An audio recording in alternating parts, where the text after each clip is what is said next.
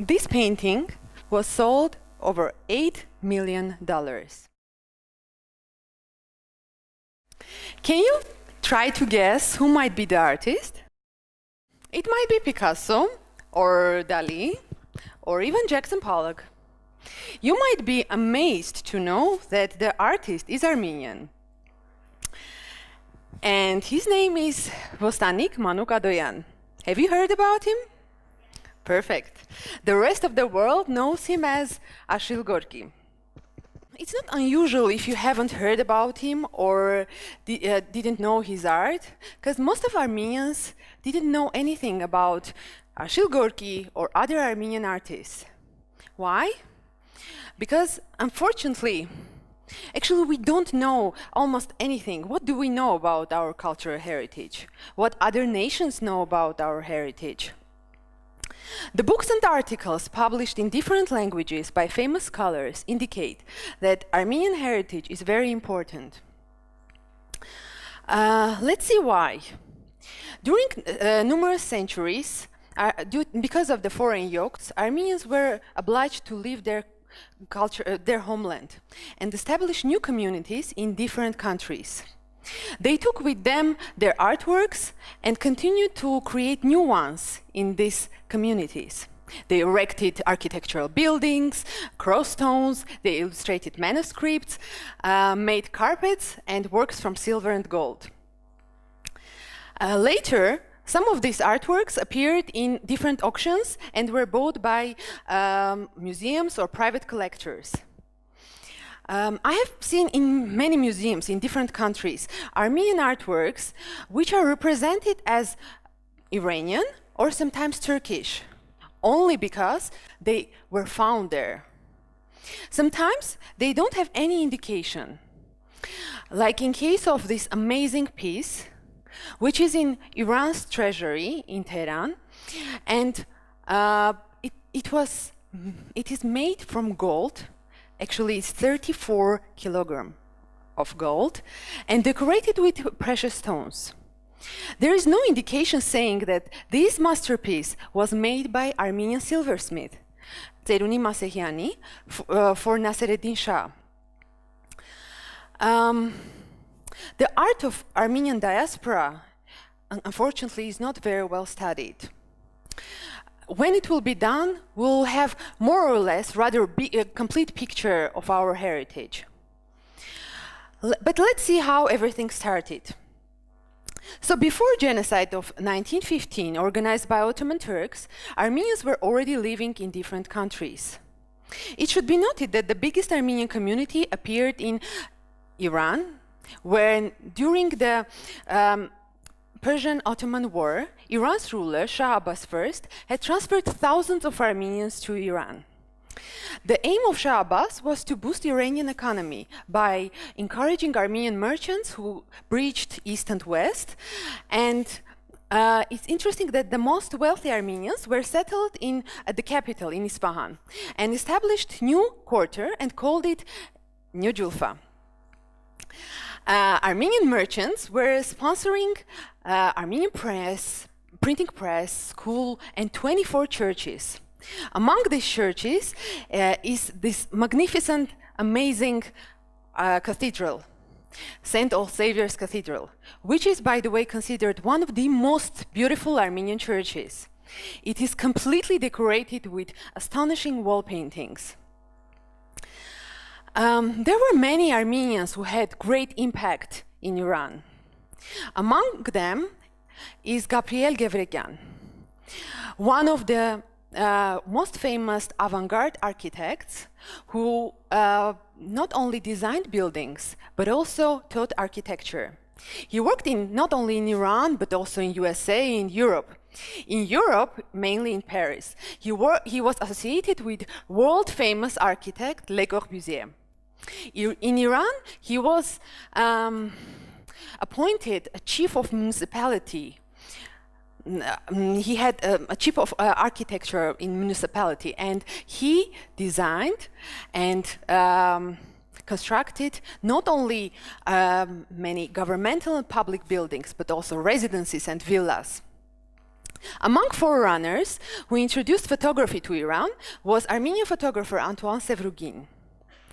He was in Iran during the reign of Qajar dynasty at the end of 19th century. His art compares East and West and and reminds us about another very famous Armenian photographer family, Abdullah Frères, formerly Abdullahians.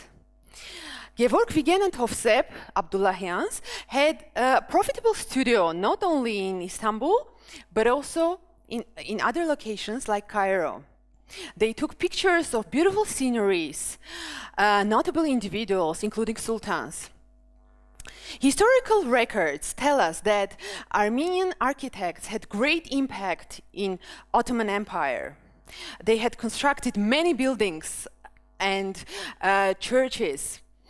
Among them is the most famous family, BALIAN family, whose family members, 4 generations of family members, had constructed amazing palaces, churches, governmental and public buildings for Ottoman sultans. Among them are Dolmabahce and Chiragan Palace. Can you imagine, look how beautiful they are. Can you imagine that each year thousands of people, thousands of tourists see these marvelously sculptured masterpieces and have no idea that they were made by Armenians? Well, actually we are dealing with a similar situation in Georgia, where only in Tbilisi Armenians had constructed Armenian school, Armenian theater, more than 20 churches and many public buildings. Similar case in Russia, where in Moscow lots of artists had studied, and among them is a sea painter, Hovhannes Aivazovski, who is considered one of the greatest Russian painters. It's interesting that after genocide, lots of Armenians were spread all over the world.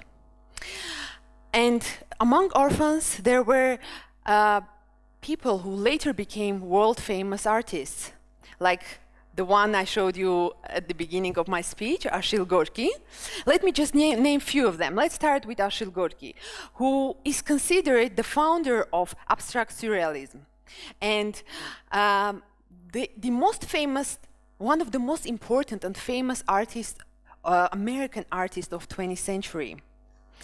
Another person, Yousuf Karsh, an Armenian-Canadian photographer who took pictures not only military and political leaders, but also artists, scientists, musicians, celebrities. He is considered one of the greatest portrait painter of 20th century.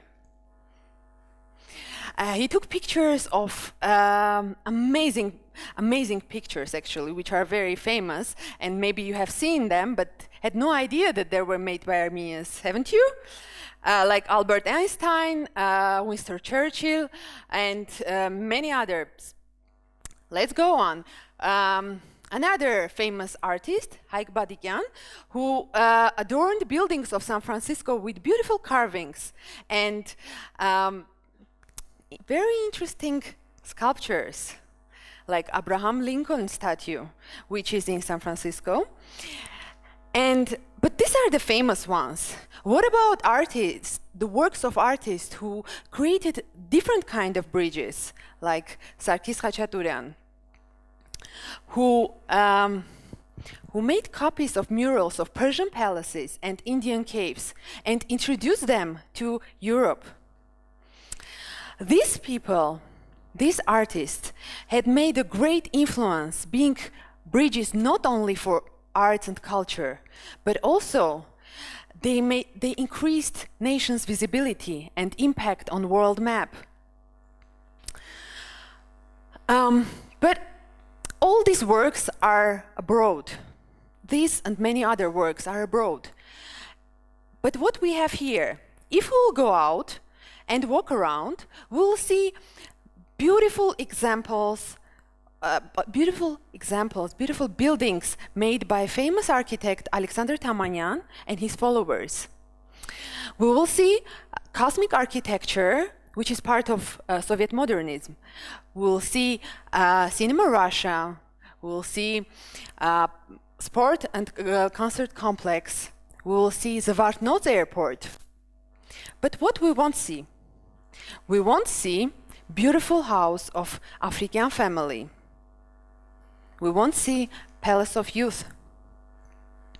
And many other amazing examples of old Yerevan. I believe that we and future generation will take care of our heritage, because cultural heritage is a legacy which is inherited, which came to us from previous generations. It represents our history and our identity. It is the link between past and the future. I believe that bridges should not only be constructed, they should be maintained and promoted for future goals, future and bigger causes. Thank you.